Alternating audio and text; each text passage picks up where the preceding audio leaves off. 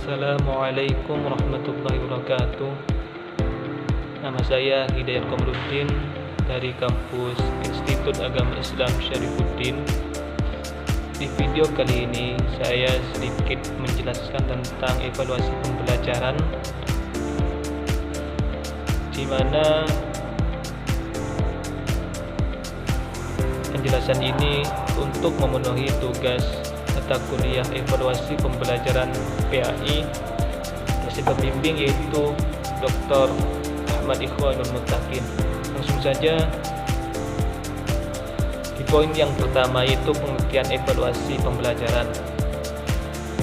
Evaluasi pembelajaran adalah proses yang dilalui oleh seorang guru untuk mendapatkan data dan informasi tentang hasil pembelajaran agar nantinya bisa dilakukan penilaian dan perbaikan pada pembelajaran selanjutnya. Artinya, hasil evaluasi bisa dijadikan tolak ukur keberhasilan suatu kegiatan pembelajaran di kelas. Jika hasilnya belum mencapai tujuan pembelajaran yang diharapkan, guru bisa mengambil langkah-langkah perbaikan di pembelajaran selanjutnya. Poin yang kedua yaitu jenis evaluasi pembelajaran. Jenis evaluasi pembelajaran berdasarkan tujuannya. Yang pertama yaitu pretest dan posttest. Pretest merupakan kegiatan tes yang dilakukan sebelum pembelajaran dimulai. Sementara itu, posttest merupakan kegiatan tes yang dilakukan di akhir pembelajaran. Yang kedua yaitu evaluasi diagnotis. Evaluasi diagnotis adalah evaluasi guna mengidentifikasi kelemahan peserta didik untuk kemudian dicarikan solusinya. Yang ketiga yaitu evaluasi selektif. Evaluasi selektif adalah evaluasi untuk menyaring siswa yang sesuai dengan kriteria pada satu program, misalnya seleksi untuk memilih peserta olimpiade. Yang keempat yaitu evaluasi penempatan. Evaluasi ini bertujuan untuk memilih siswa sesuai dengan kemampuannya untuk kemudian ditempatkan di program yang tepat. Yang kelima yaitu evaluasi formatif. Evaluasi formatif biasa disebut dengan ulangan atau ujian. Evaluasi ini diadakan di setiap akhir pembelajaran suatu materi. Yang keenam yaitu evaluasi sumatif. Evaluasi sumatif diselenggarakan di setiap akhir semester atau biasa disebut ujian akhir semester. Yang ketujuh yaitu ujian nasional. Ujian nasional memang sudah ditiadakan, namun bentuk ujian nasional yang dulu selalu diselenggarakan oleh pemerintah merupakan salah satu bentuk evaluasi. Jenis evaluasi pembelajaran berdasarkan sasarannya. Yang pertama yaitu evaluasi konteks. Evaluasi konteks adalah penilaian untuk suatu program yang ditinjau dari sisi konteksnya. Contoh, latar belakang program, rasional tujuan, dan kebutuhan lainnya. Yang kedua yaitu evaluasi input. Evaluasi input bertujuan untuk melihat input sumber daya beserta strateginya guna mencapai tujuan yang telah ditentukan. Yang ketiga itu evaluasi proses. Evaluasi yang fokus menilai proses berlangsungnya suatu program atau kegiatan, meliputi pelaksanaan, kesesuaian antara rencana dan pelaksanaan, faktor penghambat, dan sebagainya. Yang keempat yaitu evaluasi hasil. Evaluasi hasil adalah penilaian terhadap hasil yang dicapai guna perbaikan di masa mendatang.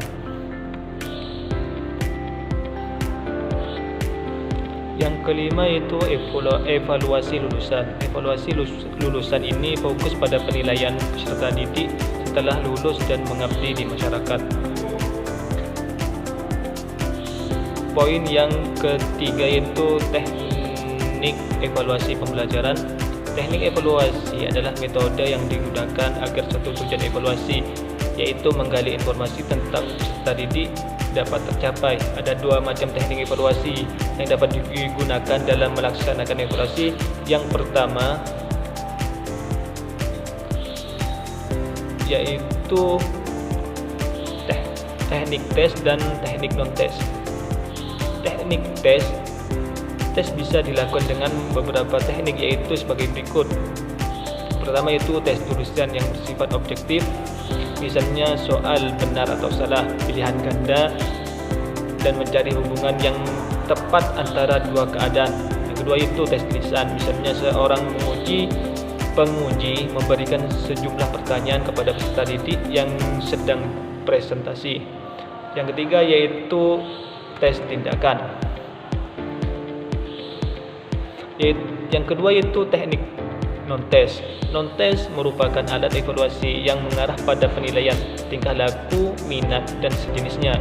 Non-tes bisa dilakukan melalui wawancara, studi kasus, observasi atau pengamatan, inventory, skala penilaian, dan sejenisnya. Poin yang selanjutnya yaitu aspek evaluasi pembelajaran. Aspek evaluasi dibagi menjadi 3 menurut Benjamin S. Bloom atau yang lebih dikenal dengan taksonomi Bloom, yakni yang pertama yaitu kognitif, yang kedua efektif, dan yang ketiga itu psikomotorik. Kognitif mencakup 6 kegiatan mental otak yaitu pemahaman, pengetahuan, dan sintesis, penerapan, pemahaman, dan evaluasi.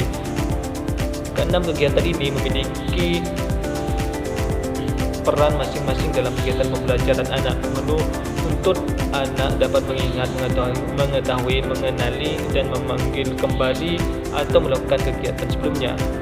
Anak juga dapat ide-ide umum. Penerapan ini tingkat berpikirnya lebih tinggi ketimbang pemahaman. Yang kedua yaitu efektif, berkaitan dengan sikap dan nilai. Perilaku seseorang dapat dilihat perubahannya ketika memiliki penguasaan kognitif tingkat tinggi. Ada beberapa kategori ranah efektif, yakni penerimaan, jawaban, penilaian, organisasi, dan karakteristik nilai.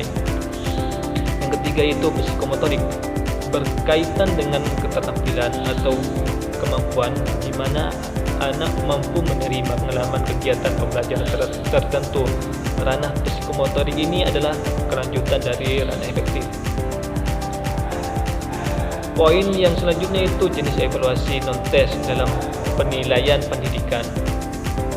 Adapun bentuk penilaian melalui teknik non-tes yaitu seperti observasi, studi dokumentasi, angket, wawancara, portofolio, dan masih banyak lagi dan contoh-contoh lainnya. Teknik non-tes yang pertama itu observasi pengamatan atau yang disebut dengan pengamatan. Observasi merupakan cara menghimpun bahan-bahan keterangan atau data yang dilakukan dengan mengadakan pengamatan dan pencatatan sebagai sistematis terhadap fenomena-fenomena yang sedang dijadikan sarana pengamatan. Yang kedua itu wawancara. Wawancara merupakan skala suatu bentuk alat evaluasi jenis non-tes yang dilakukan melalui percakapan dan tanya jawab, baik langsung maupun tidak langsung. Wawancara langsung adalah wawancara yang dilakukan secara langsung antara pewawancara atau guru dengan orang yang diwawancarai atau peserta didik tanpa melalui perantara. Wawancara tidak langsung artinya wawancara atau guru menanyakan sesuatu kepada peserta didik melalui perantara orang lain atau media, jadi tidak menemui langsung kepada sumbernya. Wawancara merupakan alat penilaian digunakan untuk mengetahui pendapat, aspirasi, harapan, prestasi, keinginan, keyakinan, dan lain-lain sebagainya. Cara yang dilakukan ialah dengan mengajukan pertanyaan kepada siswa secara lisan. Yang ketiga yaitu angket. Tujuan diadakannya angket yaitu untuk memperoleh data mengenai latar belakang peserta didik sebagai salah satu bahan dalam menganalisis tingkah laku dan proses belajar yang bermakna. Angket termasuk alat untuk mengumpulkan dan mencatat data atau informasi, pendapat, dan paham dalam hubungan kausal. Yang keempat yaitu portofolio. Portofolio merupakan kumpulan dokumen berupa objek penilaian yang dipakai oleh seorang maupun kelompok yang bertujuan untuk mendokumentasikan dan menilai perkembangan suatu proses. Portofolio dapat digunakan guru untuk melihat perkembangan peserta didik dari waktu berdasarkan kumpulan hasil karya sebagai bukti dari suatu kegiatan pembelajaran. Penilaian portofolio ini biasanya digunakan untuk menilai pembelajaran proyek atau hasil karya siswa. Mungkin cukup di video kali ini. Hanya ini yang dapat saya sampaikan. Apabila ada kesalahan atau kekurangan, mohon ditulis di komentar di bawah ini. Sekian dari saya. Wallahu muwaffiq ila aqwamit thoriq. Assalamualaikum warahmatullahi wabarakatuh.